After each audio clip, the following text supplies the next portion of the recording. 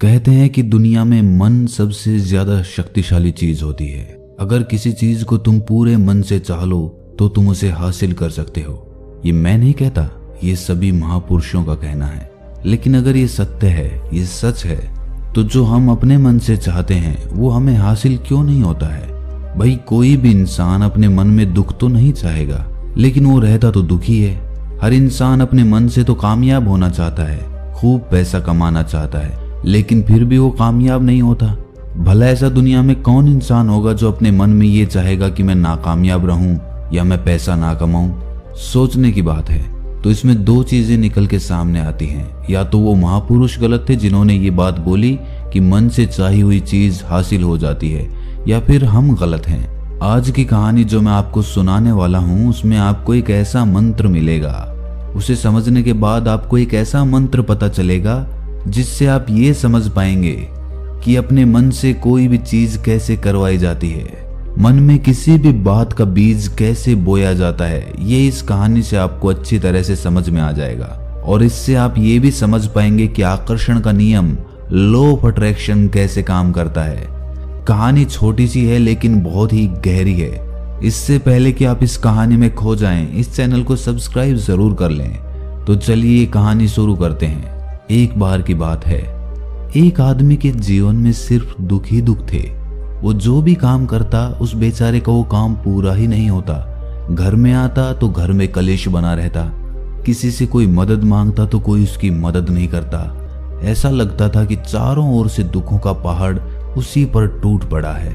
उसे समझ नहीं आ रहा था कि मैं इन दुखों से पार कैसे पाऊं। वो दिन रात यही सोचता रहता कि अपने दुखों से छुटकारा कैसे पाना है। इसी कारण से वो रात में सो भी नहीं पाता था। उसकी आंखों के नीचे बड़े बड़े काले घेरे बन गए थे, जो इस बात का प्रतीक थे कि वो आदमी कितना दुखी है और कितना चिंतित है। कभी कभी तो उसके मन में आत्महत्या करने के भी ख्याल आते थे, लेकिन अपने परिवार की चिंता करके वो ये कदम नहीं उठा पाता था। वो इतना दुखी हो गया कि उसने निर्णय किया कि वो इन दुखों से छुटकारा पाके रहेगा। इसके लिए चाहे उसे कितनी भी मेहनत करनी पड़े, कुछ भी करना पड़े, चाहे अंगारों पे चलना पड़े, लेकिन इन दुखों से छुटकारा हासिल करके रहेगा। ऐसे ही एक दिन उसने अपने मित्र से पूछा कि मैं अपने जीवन को कैसे सुधारूं। उसके मित्र ने उसे बताया कि तुम किसी बाबा के पास जाओ। बाबाओं के पास ऐसा मंत्र होता है जिससे सारे दुख मिट जाते हैं, जीवन खुशियों से भर जाता है और धन संपदा भी हासिल हो जाती है। तुम किसी ऐसे बाबा को ढूंढ लो, बस तुम्हारा काम बन जाएगा। उस आदमी के मन में ये बात पूरी तरह से पक्की बैठ गई कि कोई बाबा ही मेरा दुख दूर कर सकता है, और इसीलिए उसे किसी भी बाबा के बारे में पता चलता तो वो उस बाबा के पास पहुंच जाता। वो उस बाबा को अपनी समस्या बताता और उससे उसका समाधान पूछता और कहता कि बाबा, मैं कुछ भी करने के लिए तैयार हूं, लेकिन मेरी इन समस्याओं से मुझे छुटकारा दिला दीजिए। आप जो कहेंगे मैं वो करूंगा, लेकिन मेरे जीवन को सुधार दीजिए। बाबा उसे कुछ टोने टोट के बता देते थे करने के लिए, और बदले में दान दक्षिणा ले लेते थे कि ये टोना टोटका करने के बाद तुम्हारे घर में सुख शांति बनी रहेगी, बस इस टोटके को पूरी विधि के साथ करना। वो आदमी घर लौटकर पूरी विधि के साथ टोने टोटके करने लगा, लेकिन बहुत टोने टोटके करने के बाद भी उसके जीवन में कुछ बदलाव नहीं आया। इसके विपरीत उसका जीवन और ज्यादा दुखी हो गया। जो भी बाबा उसे टोना टोटका देता था, वो बदले में उससे दान दक्षिणा लेता था, जिससे उसका धन भी धीरे धीरे खत्म हो रहा था। इससे उसके जीवन में दुख और ज्यादा बढ़ गए। तब उसे लगा कि बाबाओं के पास जाने से तो मेरे जीवन में दुख कम होने की बजाय बढ़ते ही जा रहे हैं, तो मुझे क्या करना चाहिए? बाबाओं के पास जाऊं या ना जाऊं? फिर एक दिन एक आदमी ने उसे बताया कि तुम अपने घर में किसी पंडित को बुलाकर हवन करवा लो। हवन होगा, घर शुद्ध हो जाएगा। कोई भी बुरी ऊर्जा होगी घर में तो वो घर से बाहर चली जाएगी। किसी पंडित को बुलाकर पूरे विधि विधानों से मंत्रोच्चारण कराओ और हवन कराओ, जिससे घर में सुख शांति आए। उस आदमी के मन में ये बात बैठ गई और उसने एक पंडित को अपने घर पर बुलाकर हवन करवा दिया। हवन अच्छी तरह से संपन्न हुआ। बदले में पंडित ने भी अच्छी दान दक्षिणा ली और उसके बाद वो वहां से विदा हो गया। लेकिन कुछ दिनों के बाद उस आदमी को महसूस हुआ कि उसके जीवन में अब भी कोई बदलाव नहीं आया है। अब वो आदमी पूरी तरह से दुखी हो गया और ज्यादा परेशान हो गया। अब तो उसे लगने लगा था कि मेरे जीवन में से दुख कभी खत्म ही नहीं होंगे। और यही सोच सोच कर उस आदमी का बुरा हाल हो गया था। फिर एक दिन उसे अपने मित्र से एक ऐसे बाबा के बारे में पता चला जो समाधान बताने के लिए कोई दान दक्षिणा नहीं लेता था। उस आदमी को लगा कि ये बाबा दूसरे बाबाओं की तरह नहीं हो सकता, क्योंकि ये दान दक्षिणा तो लेता ही नहीं, और अगर दान दक्षिणा नहीं लेता तो ये सच में कोई सिद्ध बाबा होगा। और यही सोचकर वो उस बाबा के पास पहुंच जाता है। जब वो आदमी वहां पर पहुंचता है तो वो बाबा ध्यान में बैठे हुए थे। ये देखकर वो आदमी वहीं पर चुपचाप बैठकर ध्यान से बाहर आने का उनका इंतजार करने लगा। थोड़ी देर बाद बाबा ने आंखें खोली तो सामने एक दुखी और परेशान युवक को बैठे देखा। वो उसकी आंखों के नीचे काले घेरे देखते ही समझ गया कि ये आदमी अपने जीवन से कितना परेशान है। उसे संबोधित करते हुए बाबा ने पूछा कि बच्चा, क्या चाहते हो? बाबा के पास क्या लेने आए हो? उस आदमी ने कहा कि बाबा, मैं अपने जीवन से बहुत परेशान हूं। मैंने इन दुखों को दूर करने के लिए बहुत सारे रास्ते अपनाए। हर वो तरकीब करके देखी जो किसी बाबा ने मुझे बताई, हर वो काम किया जो किसी भी इंसान ने मुझसे करने को कहा, लेकिन मेरे जीवन में दुखों में कोई कमी नहीं आई। बाबा, इसके विपरीत मेरे जीवन में दुखों में बढ़ोतरी हो गई। मुझे समझ नहीं आ रहा है कि मैं क्या करूं। कभी कभी तो मैं आत्महत्या करने की सोचता हूं, लेकिन अपने परिवार की सोचकर मैं ये कदम नहीं उठा पाता। मैंने आपके बारे में बहुत सुना है बाबा, और मैं बहुत उम्मीद के साथ आपके पास आया हूं। कृपया करके मुझे कोई ऐसा मार्ग बताएं जिससे मुझे अपने दुखों से छुटकारा मिल जाए। मैं अपने दुखों से छुटकारा पाने के लिए कुछ भी करने को तैयार हूं। आप मुझे कोई भी रास्ता बताएं, चाहे वो रास्ता कितना भी कठिन क्यों ना हो, मैं उसको पार करके रहूंगा।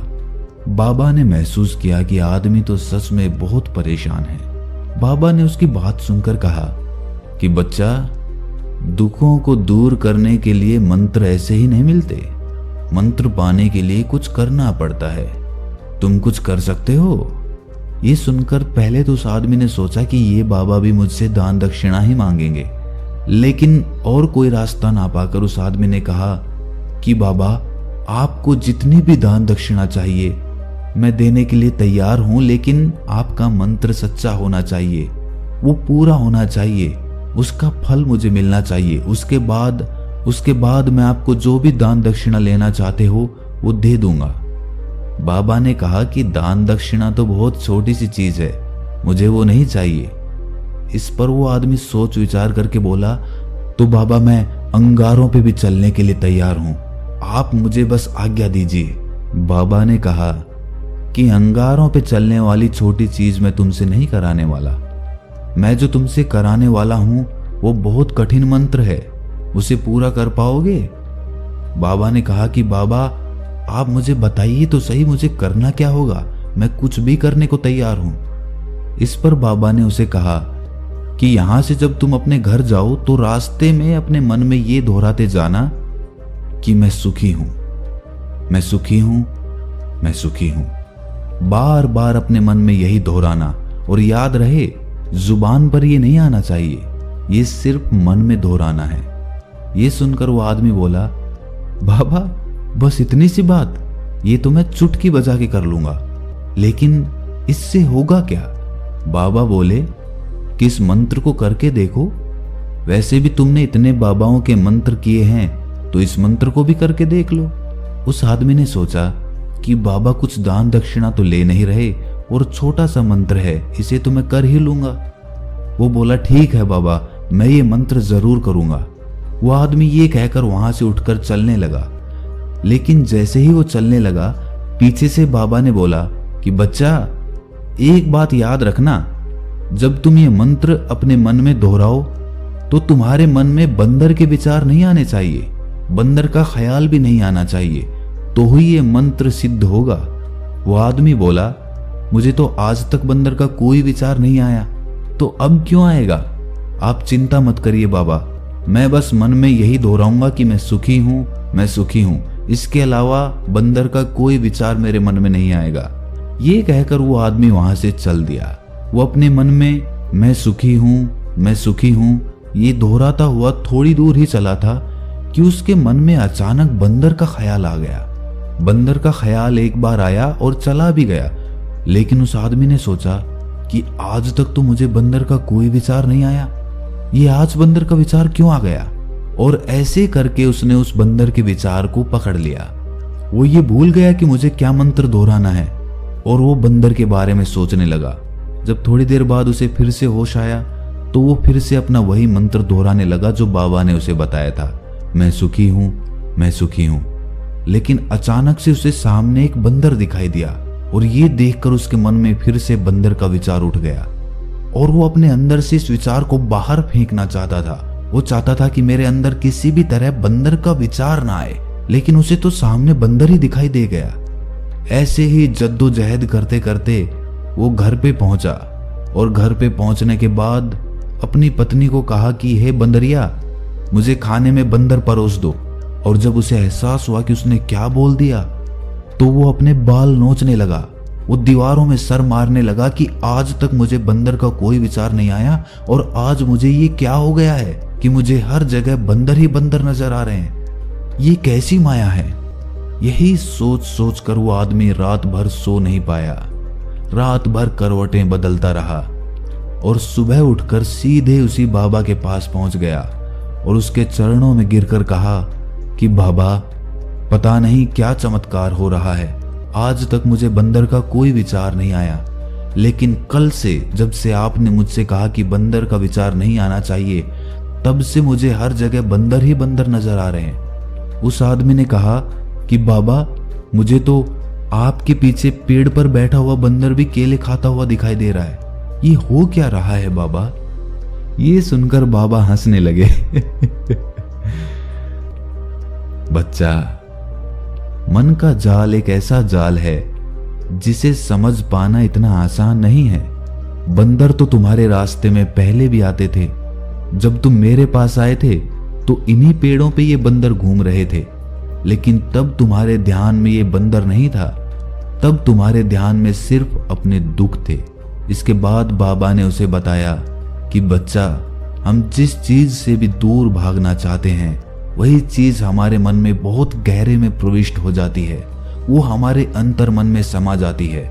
असल में हम जिस चीज से भी छुटकारा पाना चाहते हैं उससे छुटकारा इसीलिए पाना चाहते हैं कि वो हमारे साथ बहुत गहरे से जुड़ी हुई है, और हम जितना ही उससे छुटकारा पाना चाहते हैं वो उतनी ही गहरी हमारे मन में बैठती चली जाती है और आखिरकार वो हमारे अंतर मन में छा जाती है। ऊपर से तो हम चाहते हैं सुखी होना कि मैं सुखी हूं, सुखी हूं, हमारे होंठ भी यही बोलते रहते हैं, लेकिन हमारे मन में दुख समाये होते हैं। हमारे विचारों में, हमारे मन में हमें दुख ही दुख दिखाई देते हैं। इसीलिए अपनी जुबान से बार बार ये बोलने से कि मैं सुखी हूं, मैं सुखी हूं, हम सुखी नहीं होंगे जब तक ये मंत्र हमारे अंतर मन में प्रविष्ट नहीं होगा। इस पर उस आदमी ने पूछा कि बाबा, लेकिन ये मंत्र हमारे अंतर मन में प्रविष्ट कैसे होगा। ये सुनकर बाबा ने कहा कि बच्चा, अपने दुखों से लड़ना बंद कर दो।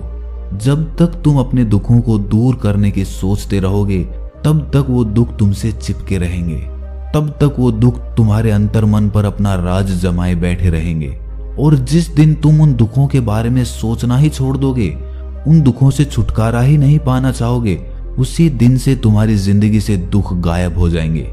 क्योंकि किसी भी चीज से छुटकारा पाने के लिए हमें उस चीज के बारे में सोचना पड़ता है, और हम जितना ही उस चीज के बारे में सोचते हैं वो उतनी ही गहरी हमारे मन में प्रविष्ट होती चली जाती है।